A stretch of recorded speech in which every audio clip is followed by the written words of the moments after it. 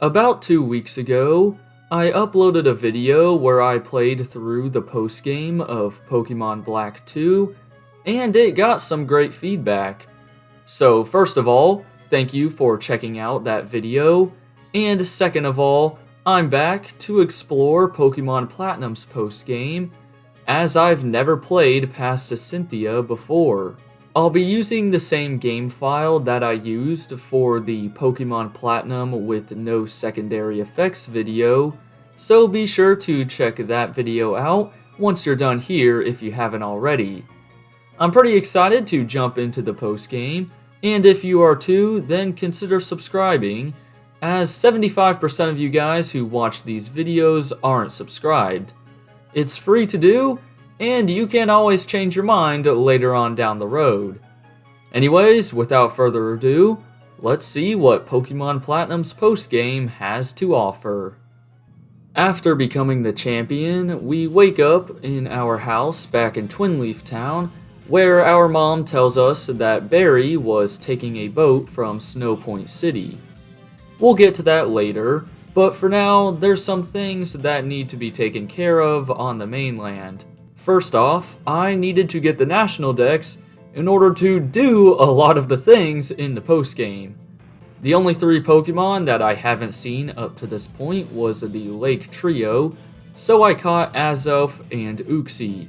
You only need to interact with Mesprit in order to count it as seen, so afterwards I met up with Professor Rowan and Professor Oak, who upgraded my Pokédex.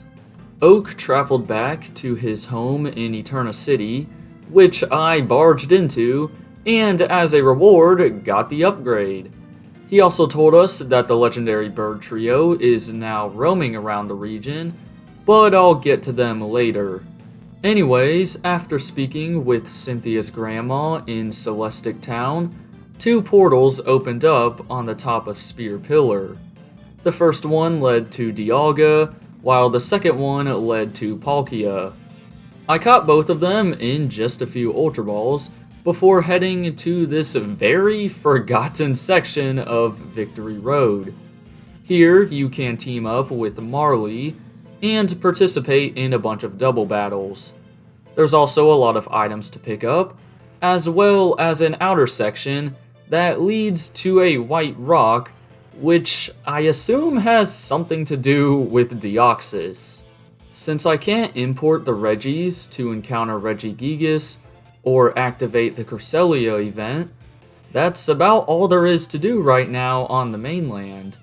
So, I made my way to Snowpoint City, where I got on a boat to travel to what I'm going to call Postgame Island. We arrived in the battle zone and got greeted by Barry immediately. We then challenged Volkner and Flint to a double battle in order to gain access to the battle frontier. Their entire team was weak to ground, so Garchomp's Earthquake worked wonders. There were plenty of things to do inside of the battle frontier, but what I found the most interesting was the Pokemon version of the lottery. Basically, you spend battle points on these little scratch-off cards, and if all 3 icons that appear are the same, then you win a prize. However, the prizes seem pretty lame, as I think most of the time you just get a berry or something. What I really like about the post-game is the fact that it's basically open world. From the battle zone, you can either travel north or east in order to reach Stark Mountain. I decided to go north to Route 225, which was a maze of bridges, before I reached the survival area. There wasn't much going on here, but we were able to meet the guy who filmed the Red Gyarados documentary, so that was pretty neat. Continuing east was Route 226, where there was probably more places to use rock climb than actual trainers. We then met up with Crasher Wake and Barry on Route 227, where there is volcanic ash falling from the sky. This is a funny little encounter, as Barry believes that Crasher Wake is his master, but Crasher Wake denies that and then runs away, only to be followed by Barry. At the end of the route, we reached the entrance to Stark Mountain, where Team Galactic is still alive apparently. I thought they were done after the events in the Distortion world, but no, there's a little bit of a storyline in the postgame, which is really cool. Commander Mars and Jupiter were still searching for Cyrus, but after defeating them in battle, they gave up and went their separate ways. As for this Charon dude, he and 2 other galactic grunts ventured further into the mountain in order to steal the Magma Stone. With the help of Buck, another trainer that tags along with you in this game, we reached the back room where Charon grabbed the Magma Stone. But out of nowhere, Looker, who was disguised as a rock, sent out his Krogan, who took back the stone. This entire scene genuinely made me laugh. Charon then gets escorted out by 2 police officers, while the grunts just run off, meaning this is the official end of Team Galactic.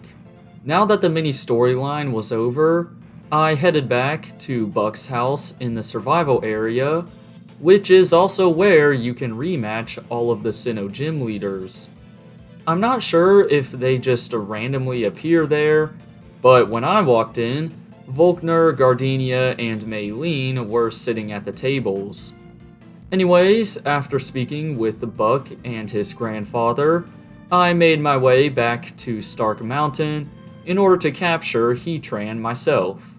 It was now time to conquer the second half of Postgame Island, beginning with Route 228, which featured an awful sandstorm.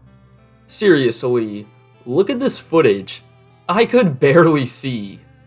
Route 229 was much calmer and shorter, and it also led to the resort area. It was a pretty small place, but this random dude just gives you your own villa for free. When you're inside of it, you can use Pokédollars to order different furniture and decorate the place. This whole thing seems kind of pointless, but it's cool in my opinion. Route 230 was a short little water route, which led us right back to the battle zone, meaning we have done all that there is to do on Postgame Island. However, I do still want to go back and catch some of the legendaries that I skipped. Mesprit and the legendary bird trio are all roaming around the region, meaning that they are pretty tough to catch. Nonetheless, I caught Mesprit within 15 minutes or so. Alright, I spent a solid hour going after Articuno, Zapdos, and Moltres, but I couldn't catch a single one of them, so I decided to give up. With that failure, we have done just about everything there is to do in Pokemon Platinum's postgame. Of course, I didn't complete the Pokédex or participate in the Battle Frontier, but those are 2 other journeys in their own. Unlike the Pokemon Black and White 2 video, there really weren't any trainers that I struggled to defeat. However, I will say that I did enjoy the variety in each route, even if it made the environment of Postgame Island very crazy. Let me know if you guys would like me to continue making videos like these by leaving a comment down below. For now though, if you enjoyed the video, then be sure to drop a like, subscribe, and hit that bell to see more.